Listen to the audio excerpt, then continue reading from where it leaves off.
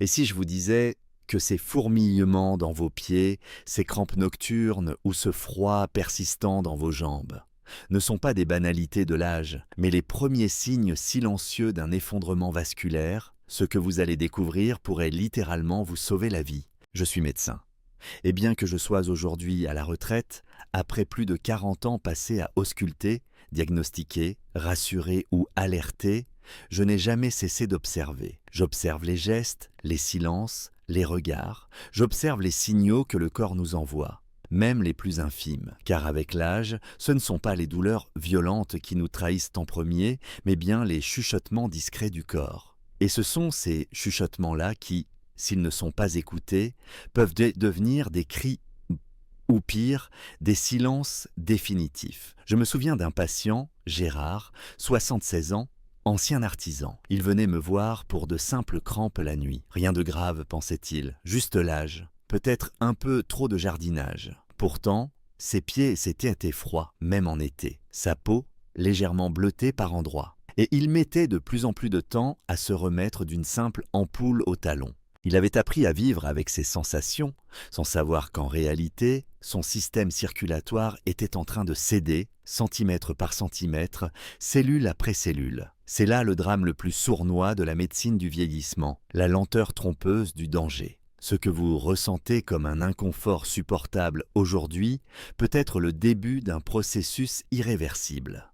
Une mauvaise circulation sanguine, ce n'est pas seulement une histoire de jambes lourdes. C'est le prélude silencieux à l'immobilité, à l'ulcère, à l'infarctus, à la dépendance, et parfois à la mort. Mais pourquoi n'en parle-t-on pas plus? Parce qu'on confond vieillissement et fatalité. Parce qu'on se dit que c'est normal d'avoir des fourmis dans les pieds. Parce que les douleurs sont supportables. Jusqu'au jour où elles ne le sont plus. J'ai vu des hommes actifs devenir sédentaires en quelques mois. J'ai vu des femmes pleines de vie ne plus oser marcher seules jusqu'à la boulangerie, de peur de tomber. Tout cela à cause d'un problème qui aurait pu être anticipé. Comprenez-moi bien, le corps ne nous trahit pas d'un coup. Il nous prévient, toujours, mais à voix basse. C'est pourquoi je suis ici aujourd'hui. Pas dans un cabinet, pas avec une blouse blanche, mais avec mes mots, parce que je crois qu'il est encore temps, parce que je crois que vous méritez de comprendre ce qui vous arrive, ou ce qui pourrait vous arriver, et surtout parce que je sais que l'on peut agir, même après 60, 70 ou 80 ans. Alors, je vais vous poser une question simple. Avez-vous déjà ressenti une sensation de picotement inexpliqué dans les jambes en position assise? Vos pieds sont-ils parfois froids alors qu'il ne fait pas froid autour de vous? Avez-vous déjà eu des crampes qui vous réveillent en sursaut la nuit? Si oui, alors ce que vous allez découvrir dans cette vidéo pourrait bien changer le cours de votre santé. Je vais vous révéler les 5 signes avant-coureurs d'un trouble circulatoire que presque tout le monde ignore, jusqu'à ce qu'il soit trop tard. Je vais aussi vous montrer, preuves scientifiques à l'appui, comment certaines vitamines naturelles, faciles à trouver dans votre cuisine, peuvent renforcer vos vaisseaux, améliorer la circulation et vous éviter des années de douleur et de dépendance. Mais surtout, je vais vous apprendre à reconnaître les vrais messages du corps, ceux qui ne se crient pas, mais qui se murmurent avec insistance. Si ces mots résonnent en vous, si vous avez reconnu un proche, un parent, ou peut-être vous-même, alors je vous invite à faire une chose maintenant. Abonnez-vous à cette chaîne. Cela ne prend qu'une seconde, mais c'est ce geste qui nous permet de continuer à produire des contenus utiles, accessibles, ancrés dans l'expérience médicale réelle et pensés pour votre bien-être. Avant de passer à la suite, j'aimerais vous poser une petite question pour réfléchir ensemble. Répondez simplement en commentaire avec A ou B. Selon vous, quel est le signe le plus souvent ignoré mais révélateur d'un problème circulatoire latent? A. Une simple sensation de jambes lourdes en fin de journée. B. Des douleurs aiguës soudaines dans la poitrine. Écrivez votre réponse dans les commentaires ci-dessous. Je les lis tous avec attention. Dans quelques instants, nous allons commencer à décrypter ensemble les 5 signes invisibles qui annoncent un effondrement progressif de la circulation sanguine. Restez avec moi. Ce que vous apprendrez pourrait vous éviter des années de souffrance ou sauver une vie. Si j'ai appris une chose au fil de mes décennies de pratique, c'est que le corps humain ne tombe jamais malade sans prévenir. Il murmure toujours avant de crier. Le problème, c'est que bien peu de gens savent écouter ces murmures. C'est pour cela que j'ai vu tant de patients arriver trop tard. Pas par négligence, mais parce que les signes étaient déguisés, méconnus, ou pire encore, considérés comme normaux pour leur âge. Aujourd'hui, j'aimerais vous parler de ces signes, ces symptômes presque invisibles qui annoncent le début d'un trouble circulatoire insidieux. Il ne s'agit pas de douleurs intenses ou de symptômes spectaculaires. Il s'agit de petits déséquilibres, de modifications subtiles que l'on remarque à peine, jusqu'au jour où elles prennent toute la place. Le premier de ces signes, je l'ai vu des centaines de fois, souvent ignoré par le patient. Un changement de couleur de la peau au niveau des jambes ou des pieds. Une teinte plus pâle qu'à l'habitude, ou au contraire, légèrement bleutée. Parfois même des taches brunâtres apparaissent au niveau des chevilles. C'est un signe de souffrance tissulaire, dû à un apport en oxygène insuffisant. Ce n'est pas une question de cosmétique, c'est une alerte. L'organisme ne parvient plus à nourrir ses extrémités, la peau devient froide. Une simple plaie met des semaines à cicatriser. Et chaque jour de retard est une porte ouverte à l'infection, à l'ulcération, à la dégradation. Le deuxième signe, que beaucoup considèrent à tort comme bénin, ce sont les crampes, notamment pendant la marche ou la nuit. Je me souviens d'un patient, Henri, qui me disait « Docteur, j'ai l'impression que mon mollet se fige dès que je fais quelques pas. Je dois m'arrêter, attendre, puis je peux repartir. » C'était typique de ce que nous appelons la claudication intermittente, un symptôme classique d'un rétrécissement artériel au niveau des jambes. Le muscle réclame de l'oxygène, mais les artères bouchées ne peuvent pas le lui fournir. Résultat, douleur, arrêt, frustration. Certains vivent cela la nuit, réveillés brutalement par une crampe violente. Ce n'est pas simplement une mauvaise posture. C'est le signal d'un flux sanguin trop faible, d'une souffrance musculaire réelle, souvent ignorée. Le troisième signal, lui, est encore plus sournois. Les fourmillements et engourdissements répétés dans les jambes ou les pieds. Ce picotement que l'on ressent après être resté assis trop longtemps. Ce sentiment de jambes mortes. Cette sensation étrange comme si la peau devenait insensible. Ce ne sont pas seulement des problèmes de nerfs ou de position. Bien souvent, c'est le signe que le sang n'arrive plus correctement jusqu'aux terminaisons nerveuses. Les nerfs mal irrigués commencent à souffrir, à ralentir. Et quand les nerfs ralentissent, c'est tout l'équilibre du corps qui est menacé. Chutes plus fréquentes, perte de réactivité, maladresse. Cela peut paraître anodin au départ, mais c'est le début d'un glissement silencieux vers l'isolement et la perte d'autonomie. Je voudrais insister maintenant sur un symptôme que l'on me rapportait presque toujours avec gêne. Comme s'il était sans importance, les pieds froids, même quand il fait chaud. Docteur, j'ai toujours les pieds gelés, même sous la couette. Ce n'est pas dans la tête, ce n'est pas un détail. C'est le reflet d'un système vasculaire qui n'arrive plus à acheminer le sang chaud jusqu'aux extrémités. Les artères sont peut-être trop rigides ou partiellement obstruées. Cette baisse de température n'est pas qu'une gêne, c'est une perte de protection naturelle. Le pied mal irrigué devient fragile, vulnérable, exposé. Et quand la chaleur ne circule plus, les défenses immunitaires locales s'affaiblissent. Le moindre choc peut se transformer en plaie chronique, voire en gangrène chez les patients les plus fragiles. Enfin, je ne peux pas parler de circulation sanguine sans évoquer les varices et les varicosités, ces veines dilatées, tortueuses, souvent bleues ou violacées, visibles à la surface de la peau. Beaucoup les considèrent comme un simple problème esthétique. Quelle erreur! Les varices sont le symptôme d'un système veineux qui ne joue plus son rôle. Les valvules internes, qui empêchent le reflux du sang, ne fonctionnent plus. Le sang stagne, la pression augmente. Et c'est ainsi que les jambes deviennent lourdes, gonflées, douloureuses. Les varices ne sont jamais anodines. Elles peuvent mener à des complications graves. Phlébite, ulcères veineux, troubles cutanés durables. Et derrière ces signes visibles se cachent parfois des atteintes profondes du réseau vasculaire qu'un simple examen Doppler peut révéler. Vous voyez, aucun de ces signes pris isolément ne fait peur. Mais ensemble, ils dessinent un tableau clair et inquiétant d'une circulation en souffrance. Et ce tableau, je l'ai vu trop de fois, chez des patients brillants, cultivés, pleins de vie, qui n'avaient simplement pas appris à écouter leur corps. Alors si vous vous reconnaissez dans l'un ou plusieurs de ces symptômes, ce n'est pas un hasard que vous soyez ici, et ce n'est pas trop tard. car reconnaître les signaux, c'est le premier pas vers la prévention.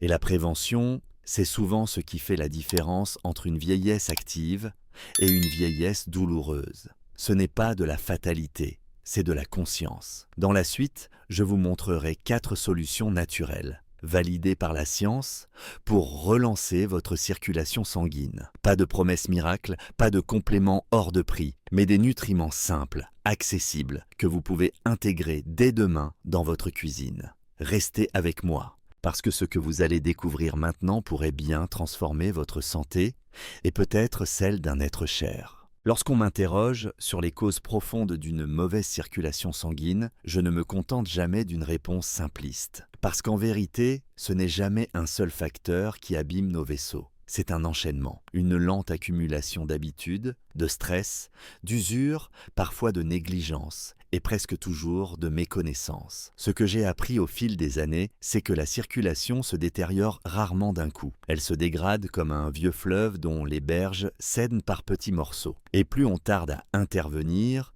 plus le courant se trouble. Le premier coupable, je le dis sans détour, c'est l'athérosclérose. Ce mot compliqué désigne une réalité très simple mais redoutable.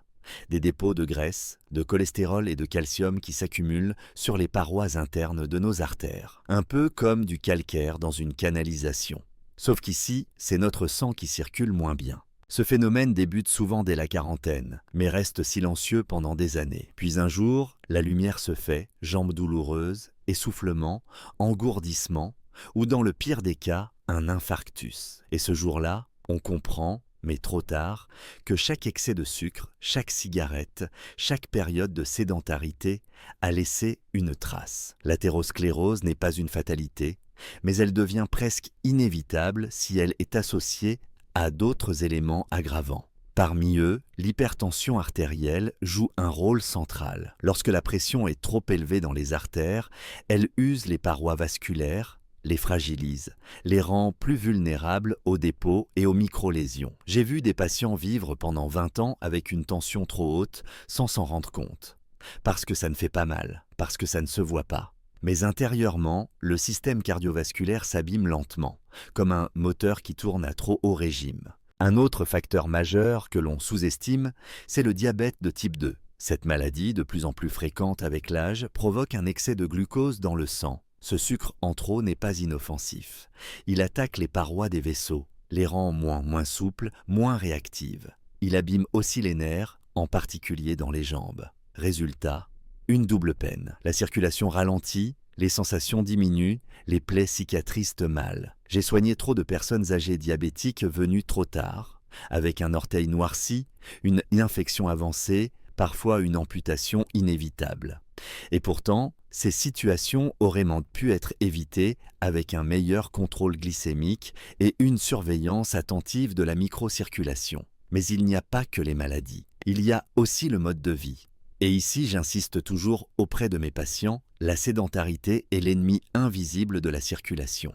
Rester assis trop longtemps, que ce soit devant la télévision, à table, ou même à lire, ralentit la pompe veineuse naturelle des jambes. Car oui, les muscles des mollets sont une seconde pompe cardiaque. À chaque pas, ils aident le sang à remonter vers le cœur. Si on ne bouge pas, le sang stagne, les veines se dilatent, les toxines s'accumulent. C'est ainsi que commencent les sensations de jambes lourdes, puis les œdèmes, puis les varices. Un facteur que j'ai longtemps vu ignorer, parfois même par mes confrères, c'est l'usure naturelle liée à l'âge. On parle beaucoup du vieillissement de la peau, des os, de la mémoire, mais on oublie que les vaisseaux vieillissent eux aussi. Ils perdent de leur élasticité, deviennent plus rigides, plus sensibles aux variations de pression. Le collagène, qui leur donne souplesse et résistance, diminue. Le débit sanguin devient moins fluide. Cela ne signifie pas que vieillir condamne à la maladie, mais cela signifie qu'avec l'âge, l'entretien vasculaire devient vital. C'est comme une maison ancienne. Il faut plus d'attention, plus de soins, plus de prévention. Enfin, il serait impardonnable de ne pas parler de la cigarette, ce poison lent qui ronge les artères, même à petite dose.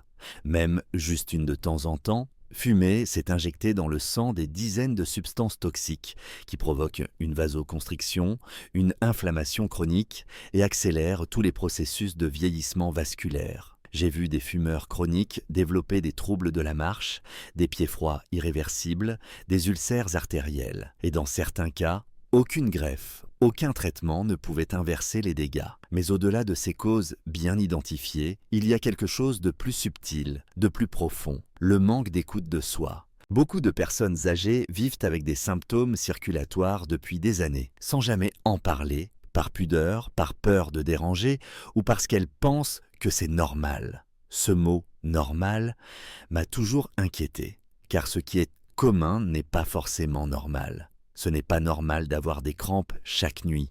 Ce n'est pas normal d'avoir les pieds bleus au moindre froid. Ce n'est pas normal de sentir ses jambes comme des blocs de pierre en fin de journée. Ce sont des signes, et il faut les respecter. Ce que j'aimerais que vous reteniez, c'est ceci. La mauvaise circulation est rarement le fruit d'un seul facteur. C'est une histoire de conjonction, et chaque facteur, pris isolément, pourrait sembler anodin. Mais ensemble, ils forment une toile invisible. Un piège lent mais certain. La bonne nouvelle, c'est qu'à tout âge, il est possible de rompre cette spirale. En comprenant les causes, en modifiant quelques habitudes, en faisant des choix éclairés. Dans la suite, je vous parlerai de ces choix, de ces nutriments simples et naturels qui chaque jour peuvent renforcer vos vaisseaux, assouplir vos artères, fluidifier votre sang. Ce ne sont pas des solutions miracles, ce sont des outils puissants, mais entre vos mains. Alors, ne partez pas. Ce que vous allez découvrir pourrait être le début d'une autre manière de vieillir, plus libre, plus fluide, plus forte. Parmi toutes les années où j'ai soigné, conseillé, observé mes patients vieillir avec plus ou moins de grâce, il y a une vérité que je n'ai cessé de vérifier. Le corps humain possède une capacité extraordinaire à se réparer, à se défendre, à retrouver l'équilibre, à condition qu'on lui donne les bons outils. Lorsqu'on parle de troubles circulatoires, beaucoup pensent immédiatement à des traitements lourds, des médicaments à vie, des interventions invasives. Et pourtant, ce que j'ai vu, ce que j'ai expérimenté personnellement et professionnellement, c'est que certains nutriments présents dans la nature et dans nos assiettes ont un pouvoir thérapeutique insoupçonné. Aujourd'hui, je veux vous parler de 4 d'entre eux, 4 vitamines. Pas des molécules miracles sorties d'un laboratoire à des milliers d'euros, non. De simples vitamines naturelles, disponibles dans une alimentation équilibrée, validée par la recherche médicale et souvent oubliées ou négligées. Pourtant, ces vitamines jouent un rôle fondamental dans la santé de nos artères, de nos veines et donc de notre cœur, de notre cerveau et de tout notre corps. La première, c'est la vitamine B3, aussi appelée niacine. J'ai vu son effet chez des patients dont la circulation était ralentie, les jambes douloureuses, la peau parfois terne, fatiguée. La niacine a une propriété unique, elle dilate les vaisseaux sanguins naturellement, permettant au sang de mieux circuler, de mieux irriguer les extrémités. Mais ce n'est pas tout, elle aide également à réguler les graisses dans le sang, en abaissant le mauvais cholestérol LDL et en augmentant le bon HDL. Cela signifie moins de dépôts sur les parois, moins de risques de bouchons, moins d'infarctus, moins d'AVC. C'est une vitamine qui agit en profondeur, silencieusement mais puissamment. On la trouve dans des aliments simples, filets de poulet élevés sans hormones, œufs, saumon, amandes.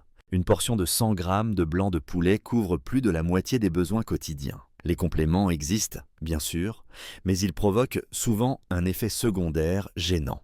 Le fameux flush, cette sensation de chaleur et de rougeur sur le visage. Voilà pourquoi je recommande toujours l'approche alimentaire, plus douce, plus stable.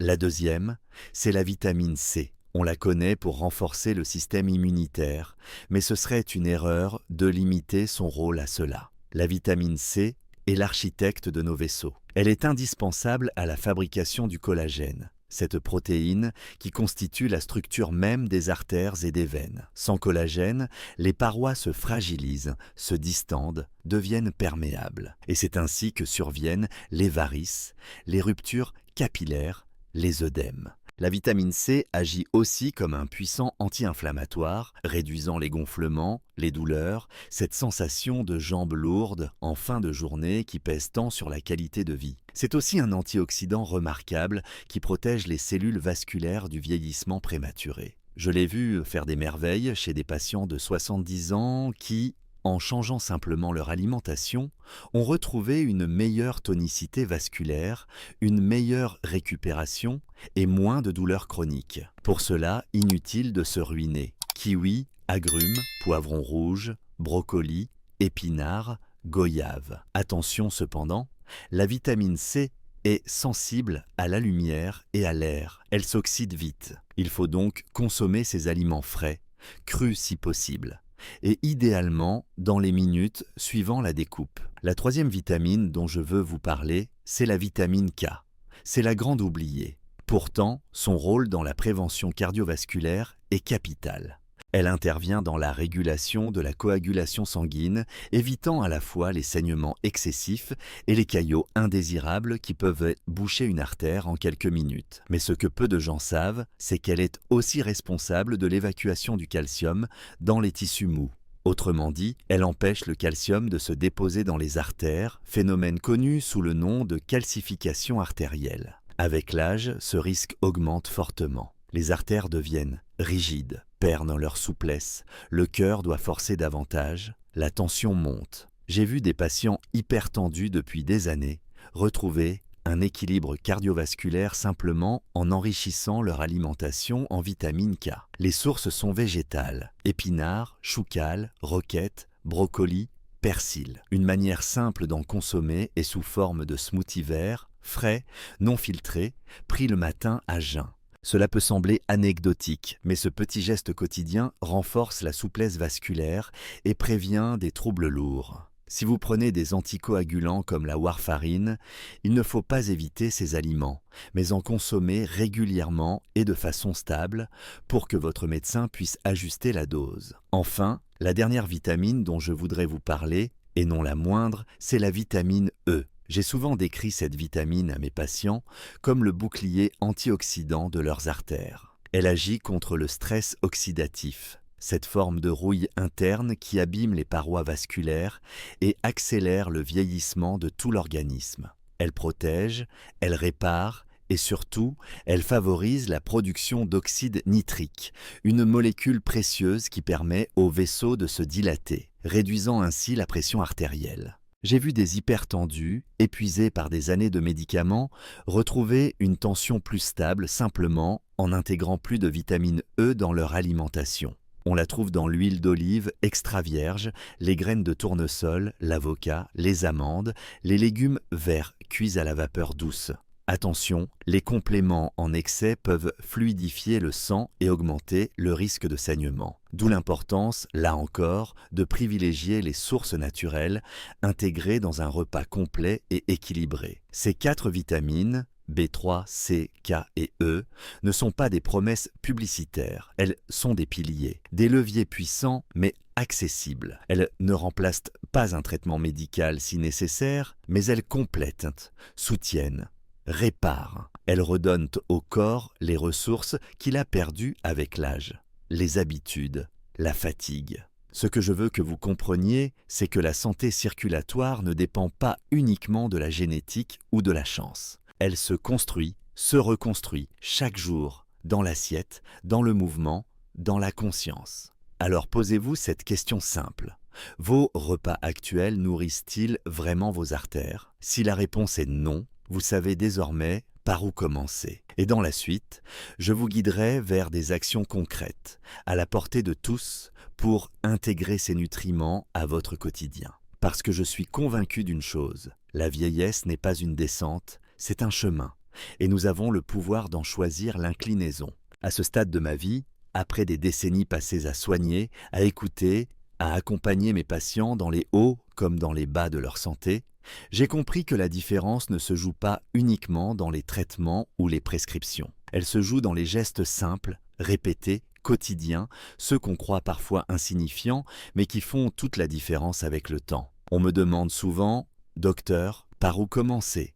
Et je réponds toujours la même chose. Commencez petit, mais commencez maintenant, car la santé vasculaire ne s'améliore pas par un acte spectaculaire, mais par une série de décisions modestes, prises chaque jour avec constance. Ce que j'ai vu dans mes dernières années de pratique, c'est que les patients les plus stables, les plus autonomes, les plus heureux à long terme, ne sont pas ceux qui ont eu les meilleures analyses au départ, mais ceux qui ont su transformer la conscience en action. La première chose que je recommande, c'est d'observer son corps avec bienveillance et lucidité.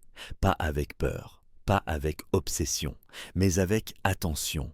Notez quand vos jambes deviennent lourdes. Repérez les moments où vos pieds vous semblent engourdis. Écoutez ces crampes nocturnes qui vous réveillent. Ce sont vos alliés, ces douleurs. Elles parlent à votre place, elles annoncent, elles préviennent. Tenez un petit carnet si besoin, pas pour médicaliser votre quotidien, mais pour ne plus laisser ces signaux vous échapper dans le flot des jours. Ensuite, je conseille toujours d'adapter son assiette, non pas en supprimant brutalement, mais en ajoutant consciemment. Ce que vous mettez dans votre corps façonne vos vaisseaux. Si vous ne savez pas par où commencer, je vous suggère de préparer chaque matin un smoothie vert. Pas comme une mode, pas pour faire detox, mais pour véritablement nourrir vos artères. Un peu de choucale, une pomme, du céleri, un kiwi, quelques feuilles de menthe et un petit morceau de gingembre, mixé, bu lentement, à jeun. C'est une habitude simple qui, sur le long terme, change le terrain interne. Cela apporte des vitamines naturelles,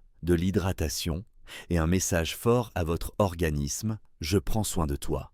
Je recommande aussi de remplacer les snacks industriels, biscuits, chips, barres sucrées, par une poignée d'amandes, de graines de tournesol ou de courge, ou de noix. Ces aliments sont vivants. Ils contiennent des graisses de qualité, des antioxydants, des fibres, des minéraux qui régulent le métabolisme, stabilisent la glycémie et soutiennent les fonctions cardiovasculaires. Ce ne sont pas des régimes miracles. Ce sont des ancrages dans le réel, dans une alimentation que j'appelle nourrissante, au sens profond du terme. Mais manger ne suffit pas. Il faut aussi bouger, avec respect et régularité. Je ne parle pas ici de faire du sport de haut niveau. Je parle de marcher 20 à 30 minutes par jour, si possible dans la nature, ou simplement autour de votre quartier, de s'étirer doucement au réveil, de s'éloigner des écrans, de la chaise, du canapé, toutes les 45 minutes. Nos jambes sont faites pour porter, pousser, activer la circulation. La station assise prolongée est un poison lent, et j'ai vu des jambes se redynamiser, des douleurs s'atténuer, simplement parce que le mouvement était redevenu une priorité. Un autre conseil, souvent négligé, c'est de surveiller son hydratation. Trop de personnes âgées boivent peu, par oubli ou par peur d'aller aux toilettes. Pourtant, le sang a besoin d'eau pour circuler librement, pour transporter l'oxygène, pour nourrir les tissus. La déshydratation rend le sang plus visqueux, ce qui augmente le risque de caillots, de fatigue, de vertige. Commencez votre journée avec un grand verre d'eau tiède. Ajoutez une rondelle de citron si vous aimez. Puis buvez par petites gorgées tout au long de la journée. Ce geste si banal est pourtant l'un des plus puissants pour soutenir la circulation.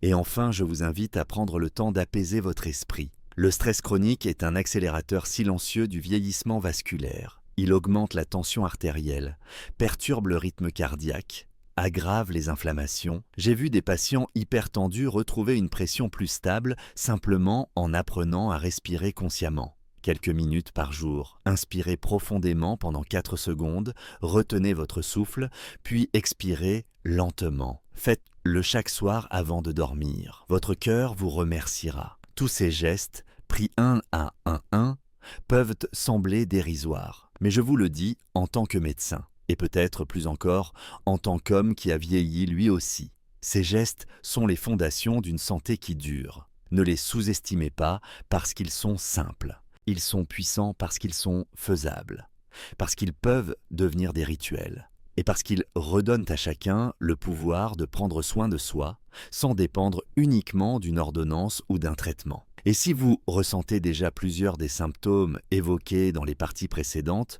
ou si vous avez des antécédents familiaux, n'attendez pas. Consultez. Un simple écho-doppler, indolore, rapide, peut révéler des troubles invisibles à l'œil nu. Plus on agit tôt, moins il y a de traitements lourds à envisager. La prévention est la médecine la plus douce, la plus sage, la plus respectueuse. Je crois profondément qu'il est possible de bien vieillir, pas de façon utopique, mais en gardant sa mobilité, sa clarté, sa dignité. Et cela passe par des choix que vous pouvez faire dès aujourd'hui. Ce que vous avez entre les mains, ce ne sont pas des conseils passagers.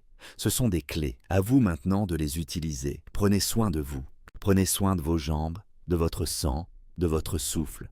Parce que la circulation, c'est la vie. Et que toute vie mérite de circuler librement, avec force et sérénité, jusqu'au dernier pas. Tout au long de ma carrière de médecin, j'ai vu des milliers de corps. Certains en pleine force de l'âge, d'autres déjà affaiblis par le temps, la maladie, les regrets. Mais s'il y a bien une chose que j'ai comprise avec les années, c'est que vieillir ne signifie pas décliner. Cela signifie choisir comment on veut continuer à vivre. La circulation sanguine, ce fleuve intérieur qui alimente chaque cellule de notre être, est bien souvent négligée, jusqu'au jour où elle nous rappelle cruellement sa présence par la douleur, la fatigue, l'incapacité. Et pourtant, nous avons entre nos mains un pouvoir que beaucoup ignorent, celui de ralentir, de prévenir et parfois même d'inverser ces processus de dégradation. Dans cette série de partages, je vous ai parlé avec le cœur d'un homme qui a vu, qui a soigné, mais aussi d'un vieil homme qui, aujourd'hui, à la retraite, veut transmettre.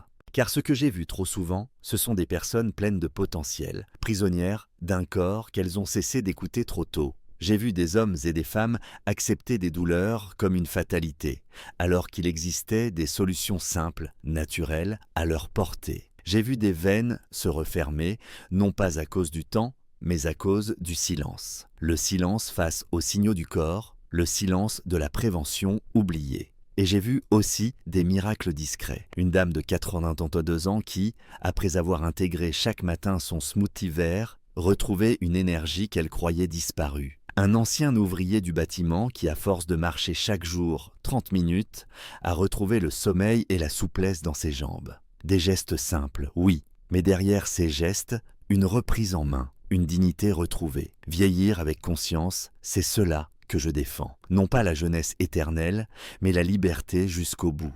Liberté de marcher, de danser, de rire sans douleur. Liberté d'accompagner ses petits-enfants au parc, non pas avec un fauteuil, mais avec des pas solides et confiants. Cette liberté, elle ne vient pas des médicaments miracles. Elle vient de la régularité, de la conscience et d'une certaine tendresse envers son propre corps. Et je vous le dis aujourd'hui, moi qui ai passé ma vie à prescrire des traitements, les plus puissants médicaments sont souvent gratuits. L'eau que vous buvez, l'air que vous respirez lentement, les aliments que vous choisissez avec attention, le mouvement doux mais quotidien, et surtout la connaissance, car un être informé est un être qui peut agir. Ce que je veux que vous reteniez de tout cela, c'est qu'il n'est jamais trop tard pour prendre soin de sa circulation. Chaque geste compte, chaque bouchée, chaque pas, chaque respiration est une offrande à votre propre longévité. Vous avez aujourd'hui les clés en main. Les signes à reconnaître, les causes à éviter, les nutriments à privilégier, les habitudes à cultiver. Et maintenant, je vous pose une question toute simple mais profonde. Selon vous, quel est le geste le plus facile à mettre en place dès aujourd'hui pour améliorer votre santé circulatoire? A. Boire un verre d'eau tiède avec citron au réveil. B. Faire une courte marche de 15 minutes dans la journée. Écrivez votre réponse en commentaire A ou B et n'hésitez pas à expliquer pourquoi. Cela pourrait inspirer d'autres personnes comme vous à franchir le premier pas. Et si ce que je vous ai partagé a résonné en vous, je vous invite à vous abonner à cette chaîne. Cela ne coûte rien, mais c'est un soutien immense pour moi. Car même si l'âge me ralentit, le désir de transmettre, lui, reste intact. Je consacre mes derniers chapitres de vie à faire du bien autour de moi. Et si vous souhaitez m'encourager à continuer, même un petit don aussi symbolique soit-il me donnera la force et les moyens de produire d'autres contenus précieux pour vous et pour ceux que vous aimez. Merci de m'avoir lu, merci de m'avoir écouté. Et surtout, prenez soin de vous, prenez soin de ce corps qui vous porte, de ce cœur qui bat pour vous et de ce sang qui, silencieusement, vous donne la vie.